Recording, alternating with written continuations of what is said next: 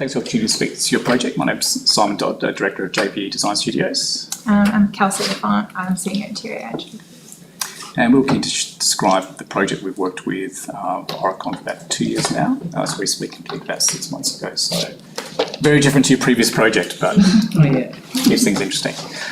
So we were lucky enough, and this wants to work for us. Oh, there we go. We've done a lot of work with Aurecon in multiple cities across Australia. This is our most recent one for their Melbourne Docklands campus. So this is very much, I guess, a post-COVID project for both of us. And essentially, within the Aurecon building in Docklands, they were handing back essentially half their footprint in the Aurecon building, sort of consolidating from 6 floors down to 2 and a part floor. So very aggressive reduction in physical space. And for us, the project is very much, it's less about providing people with a desk. It is everything else but a desk, and the concept of a magnetic workplace. So coming out of a post-COVID hybrid mode of working, I guess the gauntlet thrown down to us as a design team was what will entice staff to come back to a physical workplace that ultimately have flexibility to choose whether they come back or not. So won't go through all of these given our time, but some of the key drivers that are worth pointing out would be the idea of reward the commute. So I guess Docklands is that little extra distance from the CBD. So the client was very much, we need to provide tools that you can't replicate at home to reward people for coming into the office. And like all of our projects, probably the concept of representing Aurecon, obviously they're a large global company. Most of their work is involved in engineering, but they do so much more than that. So again, how the fit out actually represented those key themes. Some other one was the concept of, I guess, biophilic design, and Kelsey will talk about in a moment. I guess the concept of, certainly post-COVID, I think one of the small positives of COVID, there's been certainly a heightened focus on health and well-being and how the workplace can have a positive and or negative effect in that space. So the concept of biophilic design, stitching that through the fit out was large as well. And with that being completely stereotypical, hopefully not offending any engineers in the house, I guess engineers are what we find quite introverted people. So how you thrust those people into a space with large collaborative touch screens, their comfort spot for a lot of people is behind a screen, doing the heavy database work, trying to thrust them into quite a lively, deliberately social environment, which is one of the attractions of coming to a workplace, is to ultimately, we're human beings, to eyeball other people and interact with them, was certainly part of a design challenge as well. Some of the images, so very much, it's extremely non-traditional. There is not a traditional reception, which we inherited from the previous fit out. It's basically a concierge point. This desk, if you like, is effectively on wheels. It is ergonomic in that it stands behind it, but a large flexible space that in an event mode, that concierge desk would peel away and open up a much, much larger space. In terms of the context, obviously the Aurecon was still badged the Aurecon building, even though they only occupy now a third of that space. I guess from an interiors perspective, we sort of broadened our design scope beyond just the envelope of the building. This building looks into a community garden. So there's been some initiatives put forward that Aurecon is looking to, in terms of that good concept neighbour, what can it do to that community garden in terms of sort of smart, sustainable street furniture offerings as well. So as I said, in terms of the spatial planning, they effectively handed back 3 floors back to the building owner, consolidated over 2 and a part floor. And we really want to create a variety of spaces, but looked about its vertical connectivity.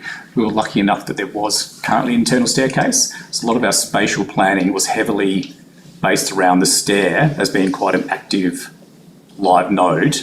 So those sort of bump-in interactions, beverage bays, the main sort of yarning circles and the like. And the further you got away sort of from that building, there are those quieter pockets for concentrated tasks, private phone calls, offering a lot of variety across the floor was pretty important. And you can see some of those images. So again, it's really a chance for Aurecon themselves to, this is not the sort of thing you can probably replicate at your own house or your own home study. So in terms of that attraction of what can I get at home that I need to come to the office place, workplace for, this is a pretty important space. And now Aurecon will certainly do a lot of hosting within industries in their own workplace, almost as a TED Talk type vehicle. You see some ladder shots where there's effectively a gallery behind, almost where we're sitting. So you may not be necessarily contributing to that presentation, but there's more of a gallery, all-encompassing type effect. One of the big design interventions was one of the floors they gave away did have a naturally ventilated winter garden and a facade off to the left, and that looks into that community garden. Through a lot of effort with the building owner and convincing Aurecon, we basically created a larger, more expansive winter garden on their new floor.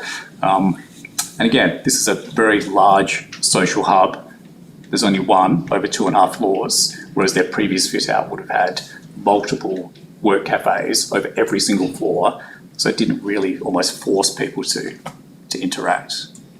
But you can see from the finishes, there's very limited white plasterboard. Everything is sort of highly textural, almost like a resi-mercial type approach, going away from that traditional battleship grey, which some of the larger global engineering firms tend to deal with.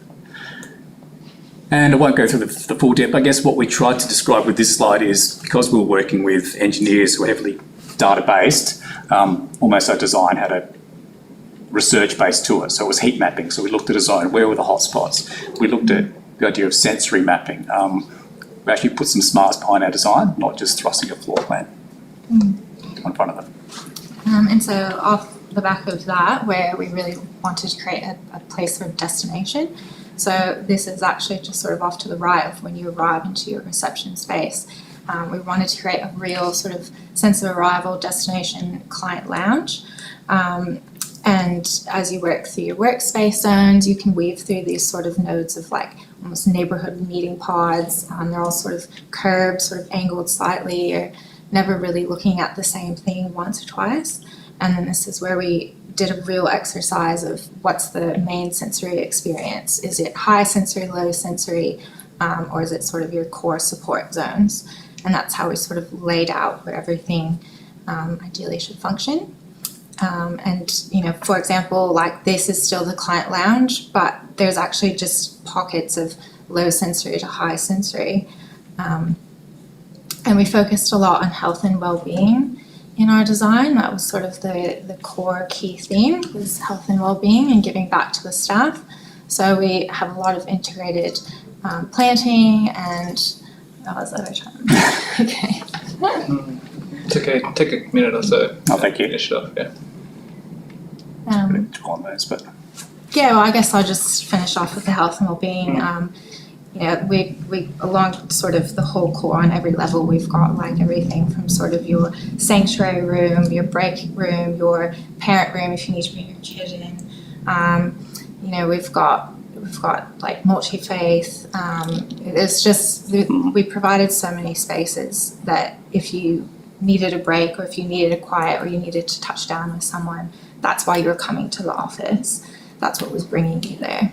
Which is people's biggest sort of comeback. If you're trying to say, you know, what can't you get at home versus the office? Most people that don't have young children running a markets, I can't get that peace and quiet. So if this was going to be a traditional, largely open plan space, especially being that heavy, high-focused data entry research they're doing, they truly needed quiet space. They can't just be thrust on mass with other people. So that was certainly a big part of it.